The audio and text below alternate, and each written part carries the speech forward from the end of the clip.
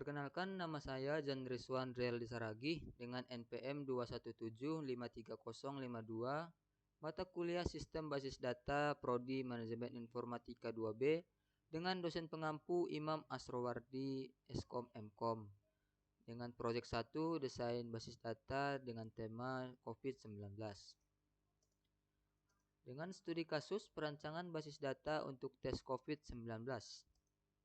Sebelumnya kita terlebih dahulu mempelajari apa itu entitas, atribut, UID, mandatory, opsional, dan relasi. Entitas atau entity adalah sebuah objek yang keberadaannya dapat dibedakan terhadap objek lainnya. Ya, pada gambar di samping yang termasuk entitas itu adalah pasien dan pendaftaran. Berikutnya ada atribut yang merupakan gambaran karakteristik dari sebuah entitas atau himpunan entitas.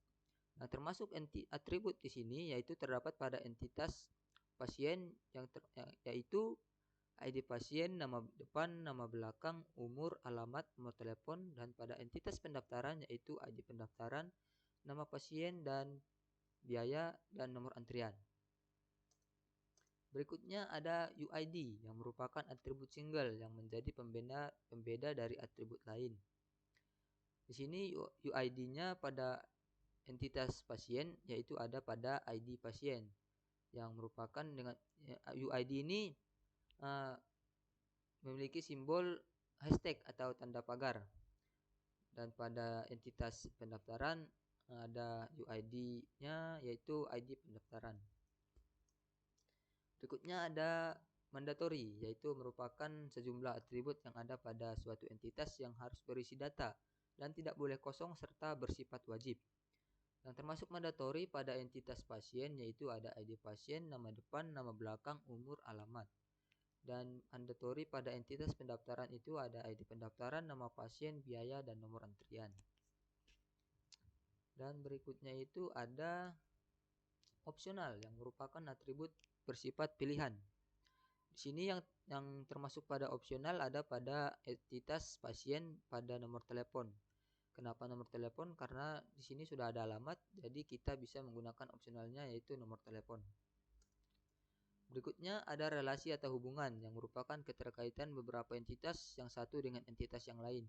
Di sini saya membuat relasi dari pasien ke pendaftaran dengan relasi many to one. Berikutnya ada supertype dan subtype. Supertype adalah sebuah entitas tipe umum yang memiliki satu atau lebih subtypes. Yang termasuk supertypes di sini yaitu hasil pemeriksaan. Maksud saya entitas hasil pemeriksaan. Dan entitas positif dan negatif yaitu sebagai subtype-nya.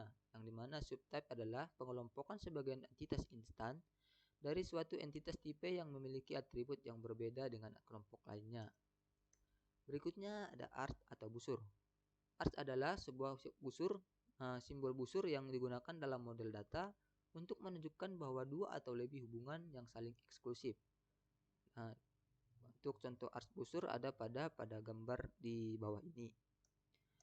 Masuk kita ke dalam model konseptual yang telah saya buat, yang dimana di sini saya telah membuat entitas pasien yang dimana atributnya itu ada ID pasien, nama depan, nama belakang, umur, alamat, dan nomor telepon.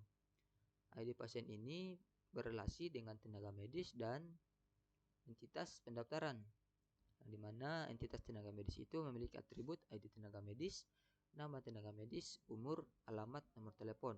Dan entitas pendaftaran itu ada atributnya ID pendaftaran, nama pasien, biaya, nomor pendaftaran, tanggal pendaftaran, jenis kelamin. Di sini beberapa pasien bisa melakukan satu pendaftaran, dan satu pendaftaran bisa dilakukan oleh beberapa pasien. Dan beberapa pasien bisa ditangani oleh satu tenaga medis, dan satu tenaga medis bisa menangani beberapa pasien.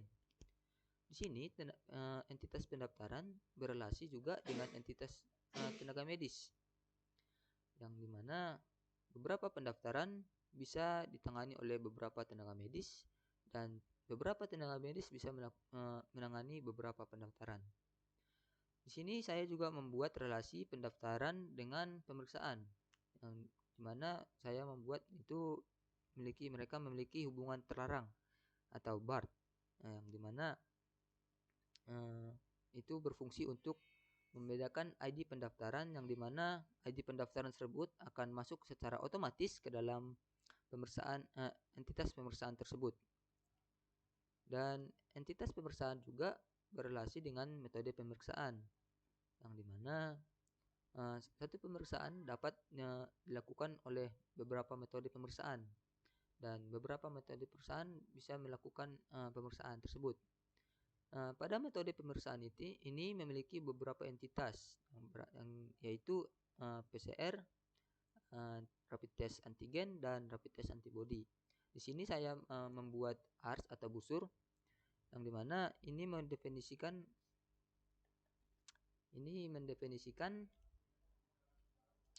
bahwa hubungan ini bersifat SOR atau eksklusif, yang dimana pada metode pemeriksaan ini kita boleh memilih salah satu dari entitas yang ada, tetapi kita tidak boleh memilih lebih dari satu, atau kata lain kita tidak boleh melakukan pemeriksaan dengan metode yang berbeda pada waktu yang sama. Dan pada entitas tes ini, tes PCR, rapid test antigen, dan rapid test antibody ini akan menghasilkan hasil pemeriksaan, yang dimana hasil pemeriksaan ini adalah super type dan akan menghasilkan apakah itu akan bernilai positif atau negatif, yang dimana positif negatif itu merupakan subtype dari super type-nya hasil pemeriksaan. Dan yang berikutnya itu ada normalisasi. Apa sih itu normalisasi?